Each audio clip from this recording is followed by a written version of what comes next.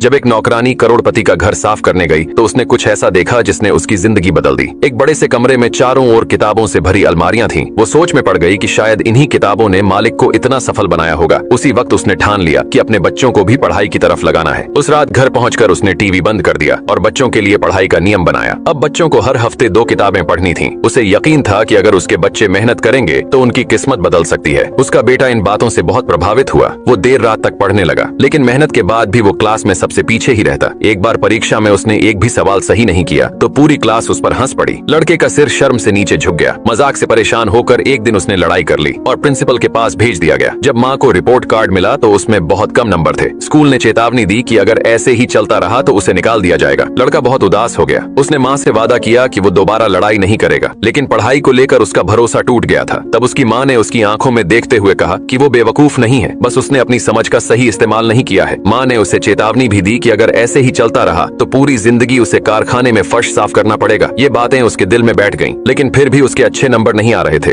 एक दिन माँ ने गौर किया कि उनके बेटे को दूर का साफ नहीं दिखता। जांच कराने पर पता चला कि वो बहुत कमजोर नजर वाला है। माँ ने अपनी बचत से उसे चश्मा दिलवाया। अब पहली बार उसे ब्लैक बोर्ड साफ दिखने लगा और किताबें पढ़ना आसान हो गया। धीरे धीरे उसके नंबर बढ़ने लगे। अब लड़के को पढ़ाई से लगाव हो गया। वो देर रात तक लाइब्रेरी में पढ़ता, यहाँ तक कि बाथरूम में भी किताबें ले जाता। जल्द ही उसके ग्रेड तेजी से सुधरने लगे। जब उसने पहली बार A ग्रेड लाकर माँ को दिखाया तो माँ ने शांति से कहा कि अगर दूसरे कर सकते हैं तो तुम भी कर सकते हो और उससे भी अच्छा कर सकते हो। यही बात उसके लिए सबसे बड़ी प्रेरणा बन गई। कुछ सालों में वही लड़का जो कभी कक्षा में सबसे नीचे था अब सबसे ऊपर आ गया। उसे स्कूल के टॉपर का अवार्ड लेने के लिए मंच पर जाते देखकर उसकी माँ की आंखें गर्व से भर आईं।